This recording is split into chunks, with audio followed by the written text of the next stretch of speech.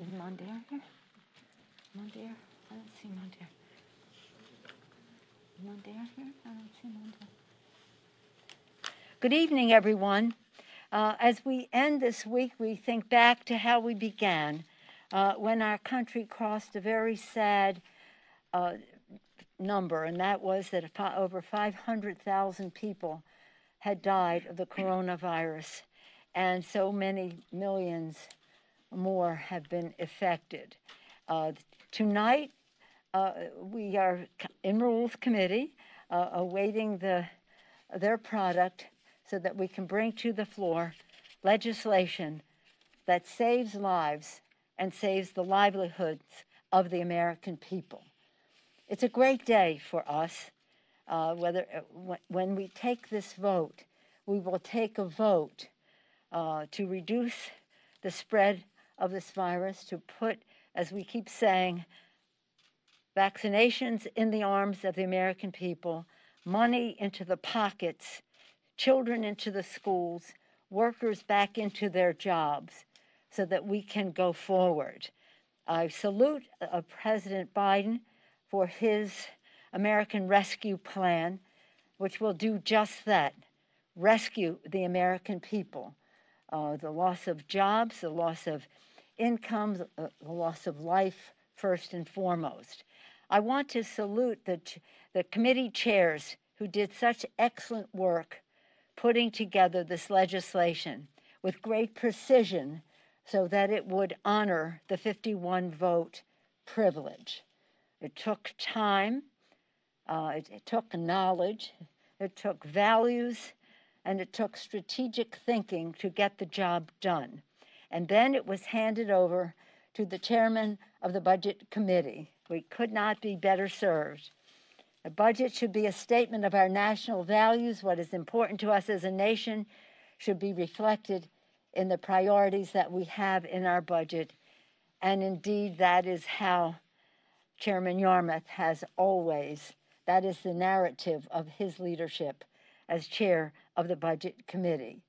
It is my honor to now yield to him so that he can give us a report as to where we are on this very, very important reconciliation bill, a budget which is a statement of our values to save the lives and livelihood of the American people. Mr. Yarmuth. Thank you, Madam Speaker. This process began 25 days ago when we introduced the reconciliation resolution. We've made remarkable progress in those 25 days, and I want to echo the Speaker in complimenting all the committee chairs. When you think about the committees that have been involved in this process, everybody from the Agriculture Committee to Energy and Commerce to Education to Science to Veterans Affairs, across the board, you realize three things. One is the breadth of the impact of the pandemic in both personal and economic terms, the many ways in which the pandemic has affected this country in virtually every corner of society, and finally, third, the magnitude of the response that's required.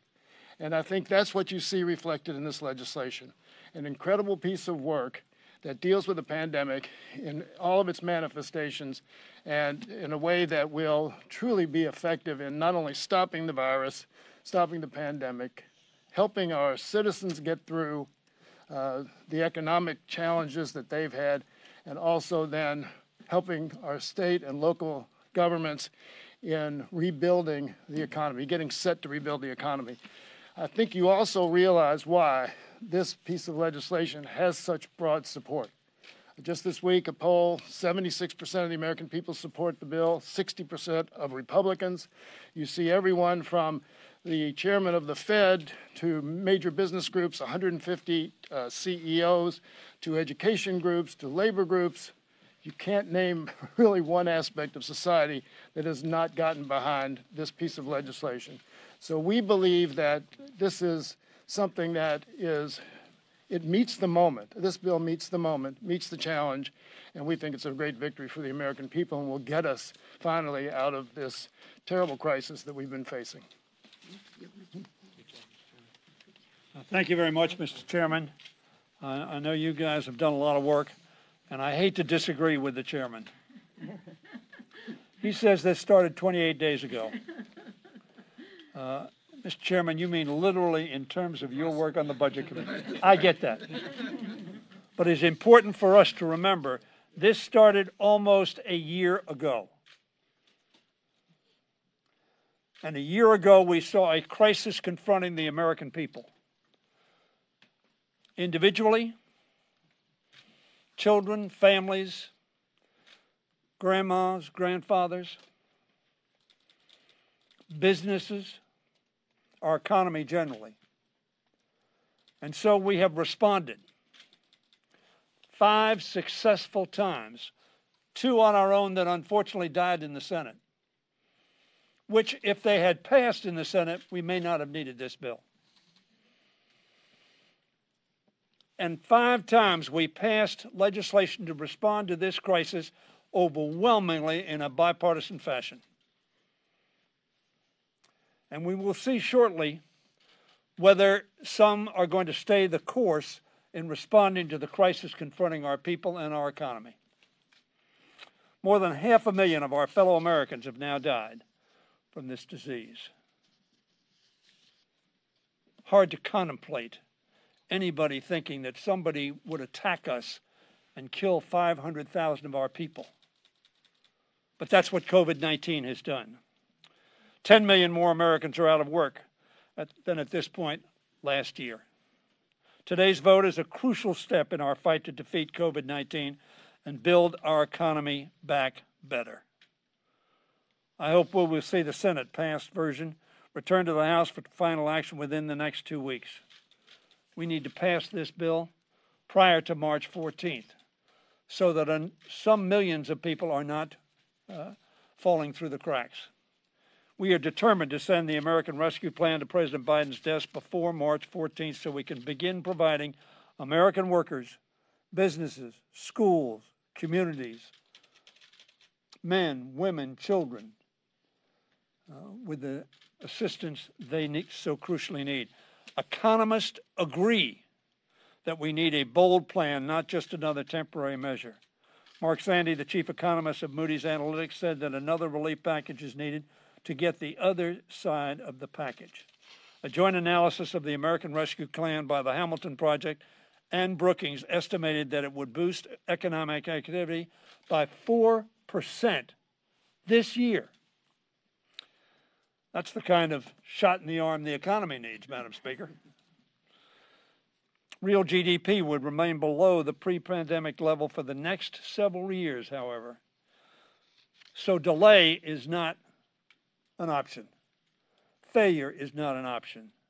Retreating from the support of the American people that the 5 bills we passed in a bipartisan fashion reflected is not an option. In a poll of economists conducted by Reuters, over 90% said the American Rescue Plan would boost the economy significantly. We must enact a bill that reflects the urgent needs of our country and meets the crisis we confront. That is a moral imperative as well as a legislative imperative. And I now yield to Mr. Clyburn. Thank you, Mr. Leader, for yielding me time. Thank you, Madam Speaker, Mr. Chairman. Thank you so much, and to my colleagues. Thank you for the tremendous work you have given to this effort. As you just heard, over 70% of the American people are in favor of this plan. In fact, earlier this week, 170 CEOs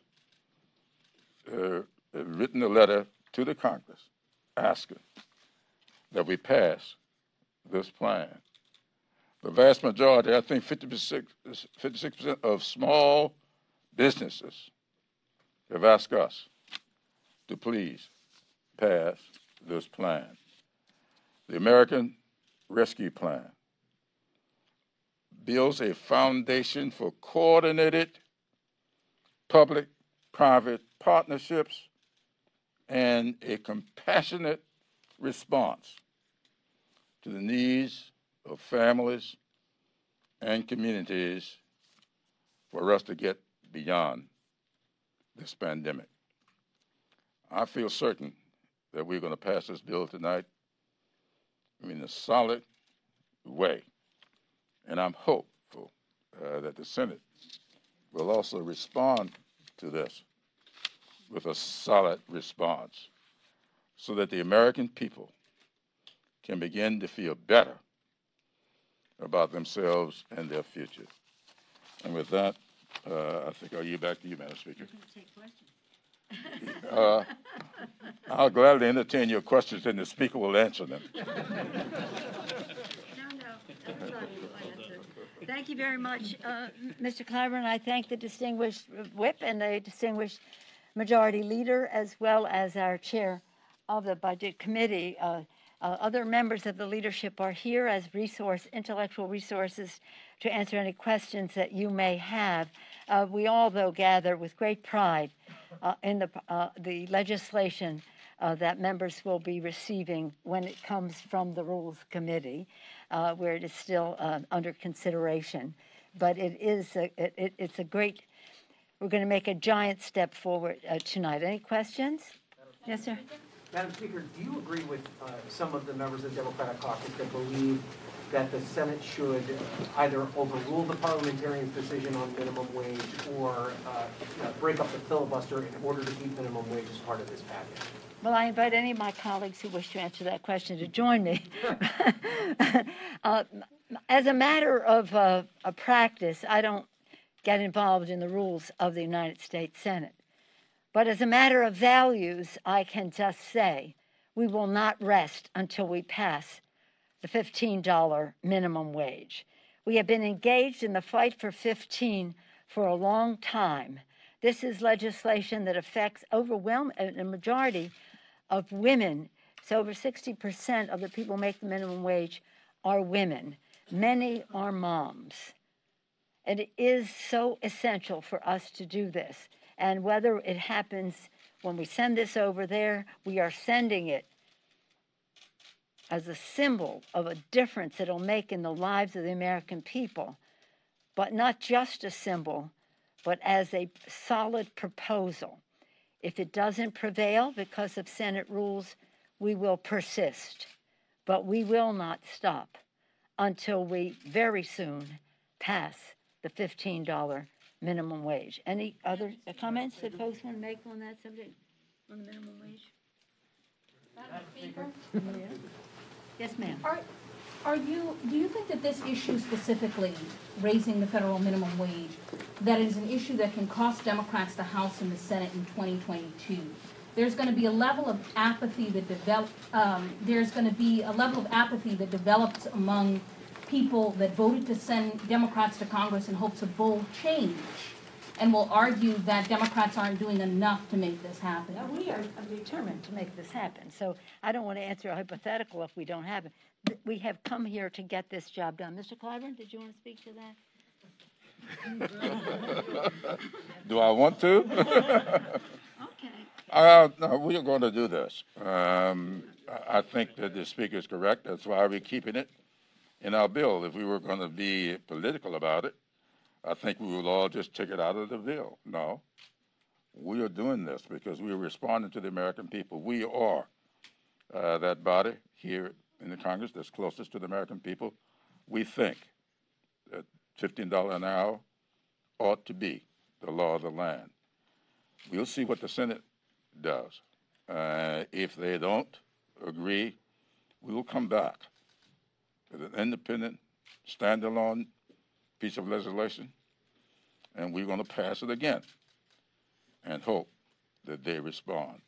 Now, the only thing that's causing us the problem right now is that the parliamentarians rule, and they're going to abide by the rules. And I think the president is not going to advocate that the vice president overrule the parliamentarian, and we see what happens with the other alternatives after we pass it again if we don't do it this time. May I just say that we have been on this for a long time. When we won the House in this century the first time, in 2006, in the first 100 hours, not days, the first 100 hours, we passed an increase in the minimum wage. It had not been increased for 11 years, and we passed an increase in the minimum wage. It was part of our 6 for '06. That would be January 2007. When it went to the Senate, it had the wholehearted support of Senator Byrd of West Virginia, who put out a statement urging the Senate to take up and pass the legislation because it was so necessary. This is not a provision in a bill that is accepted or not by the Senate. This is, again, a value. This is a priority. We will get it done. And again, we'll study what the opportunities are to do that. But let's not be distracted from what is happening in this legislation. We have a family of 4 getting what? $1,400 times 4, $5,600.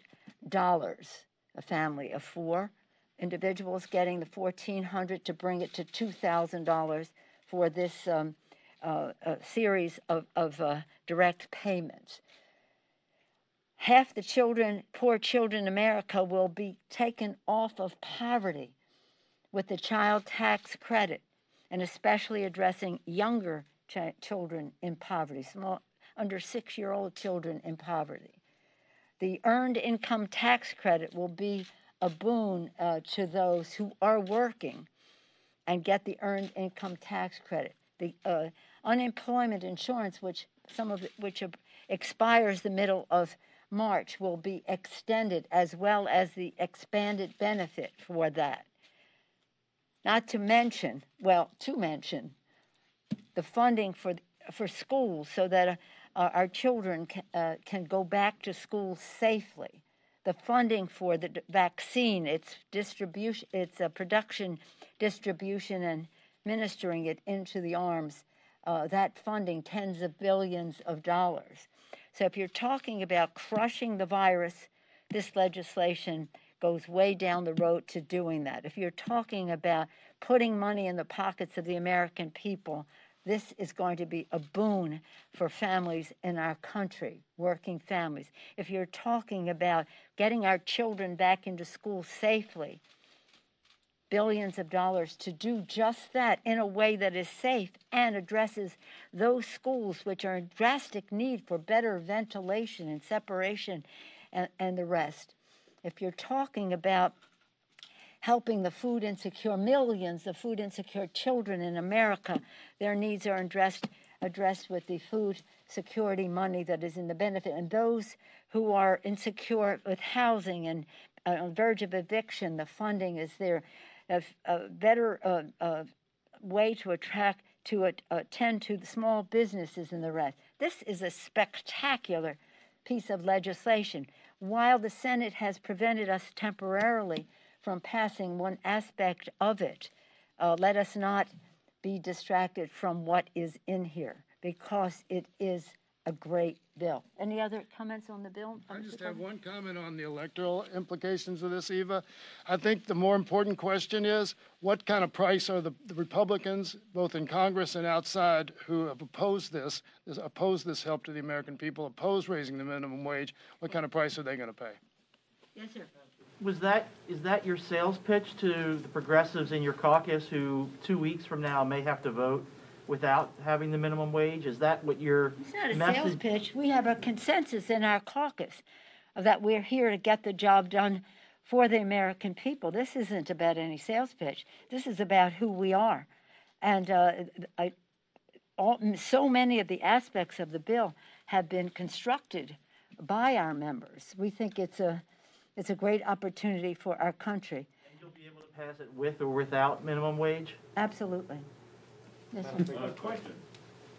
Madam Speaker, when the bill comes back. Who called on you? Did somebody? I'm happy to yield. I'm happy to yield. You looked at me. I couldn't. I'm happy to yield. No, okay, go ahead. Well, thank you. When the bill comes back, obviously there will be changes. Do you fear that some in your caucus will look at this and say, we want the perfect bill, and the perfect could become the enemy of the good? Is that a concern when it comes back, and that represents some divides in your caucus? No. Explain why. No. You asked a question. Everybody's I viewed it gonna as a be yes or in no. line. There's not gonna No. be any- Does anybody think that there's any chance that we do not pass it? I mean, there is uniform support for this transformational legislation in the House Democratic Caucus. There is no fair to partly cloudy view of the American Rescue Plan. It's a sunny, aspirational, bold view because the $1.9 trillion plan, as the speaker indicated, will crush the virus, provide direct relief to the American people, increase the direct payment survival checks to a total of $2,000, provide $25 billion in assistance to renters and homeowners who are struggling, increase the food security EBT program by 15%, provide $350 billion in state and local assistance so we can protect public programming, public safety, public health, public education, public housing, public transportation, and the provision of the public good. And those are just the highlights. That's not the fine print, because it's a once-in-a-century pandemic, and the caucus, under the leadership of Speaker Pelosi, has recognized, with the full support of everyone, that it requires a once-in-a-century continuing, comprehensive, and compassionate congressional response, and that's exactly what the American Rescue Plan represents. I think that our unity around this bill comes from the stories that we've heard in our districts. And I just want to use one woman whose story has come to my attention in my district and how transformative this bill will be for her. She lost her job shortly after the pandemic, lost her apartment, lost her child care, and didn't have a way to be able to feed her young child or afford diapers. What this bill, and I'm so grateful to the leadership of my colleagues and the speaker, will say to her, one of the 1 in 4 American women who've been forced out of the workforce, one of the people that of the 140,000 jobs that were lost in December, every single one of them was held by a woman, and predominantly women of color. This bill will say to her there's a child tax credit that can help lift your child out of poverty. There will be a survival check to help you put a down payment on a new apartment. There will be food available for you. There will be vaccines and testing so that you can get back to your job. This is what this bill means to Americans, that we see them. And that is why we are so united behind this. And it's just not the Democratic caucus. It is the American people, because we are seeing them and we are meeting their tremendous suffering and loss with tremendous solutions and help. So I am so grateful to this caucus and to the work that has been done. And we look forward to delivering this for all of those who have struggled through this last year so mightily, and to restore that hope to our communities. That is why this bill is so supported by our caucus. This is an important bill for our caucus and for our country. I want to thank Chairman Yarmuth and the Budget Committee members who have done the work to get us this far, and the committee chairs, in addition to the members of leadership behind me. This bill has the support of our caucus because it meets the needs of our communities. That's our guiding principle. And we know that. We know that it has the public support. As Chairman Yarmuth mentioned, the question is, will the other side acknowledge that? Will they acknowledge that this bill provides benefits? Because when I'm not the only colleague on this stage who has had conversations with local leaders who enthusiastically support this bill, as Chairman Jeffries said, because it protects the public good, public transportation, public education, local money for our local communities. That's why this bill is good. In addition to the money for vaccine distribution that meets the needs of our communities, that's important. And our colleagues recognize that. And that's why I share the confidence and the sunny view, as the chairman mentioned, that we will pass this bill, and then we will pass it again because it is good for the American people. If I can just build on the Vice Chairman's point, add my thanks to Speaker Pelosi, Leader Hoyer, Whip Clyburn, Chairman Yarmouth, who's done extraordinary work, and all the chairmen. But I did a press event today. 3 of the 4 county executives in my district, which is a very conservative district, are Republicans. All 3 support this legislation. 2 appeared with me today. So I think it's important not to miss the broad bipartisan support for this package as soon as you step out of the Republican caucus room. The fact of the matter is that county executives, town supervisors, people on the front lines who are responsible in many cases for administering the vaccine, for being the public health provider in America, they get it. They understand that this is a long, dark night, but there is joy in the morning if we can come together around this rescue plan for the American people. It's not just the Republican caucus that matters. It is the millions of Republican voters who have said they support this legislation. 75% of the American public, 75%. That includes large numbers of Republican elected officials who are on the record saying we need it and we need it now. And so I would point not just to the unity of the Democratic caucus, but the broad bipartisan support for this package. It's a very strong piece of legislation.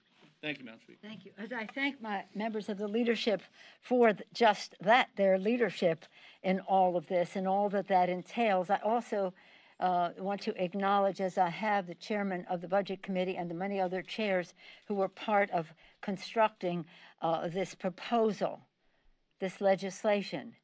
And I want to thank their staffs, because we have wanted to stay on schedule.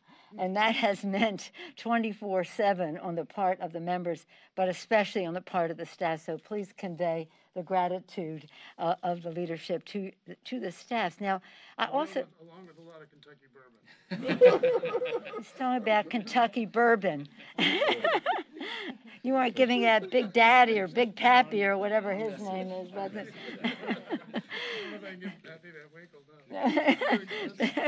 In any case, I also want to acknowledge the staff of the country. One of the big provisions of this bill is the support for our heroes, honoring our heroes. You've heard me say that many times. Honoring our heroes, putting money in the pockets of the American people, crushing the virus again, and putting our children safely in schools. But the schools can't function and all the other things can't happen unless we support our heroes, those who work at the state and local level, our healthcare workers, our transportation, sanitation, food workers, our first responders, police and fire, our teachers. And when we talk about the funding in the bill for education in light of COVID, well, that's one piece of it, but over 90% of the funding for education comes from state and local government. And that's why we have to have that support in the legislation as well, because of revenue lost, because of shutdowns, and because of costs from COVID that were unanticipated. And the healthcare workers, people talk about them as our heroes. How do we thank them? Well, we thank them by letting them keep their jobs. More than a million of local employees have lost their jobs because of the loss of revenue from the shutdowns.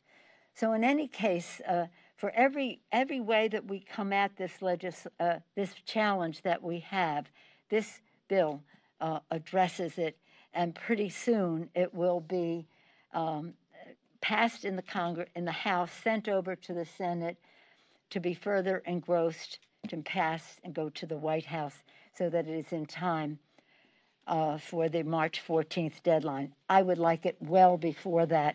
The sooner we pass the bill and it is signed, the sooner we can make the progress that this legislation is all about, saving the lives and the livelihood of the American people. Thank you very much. Good evening.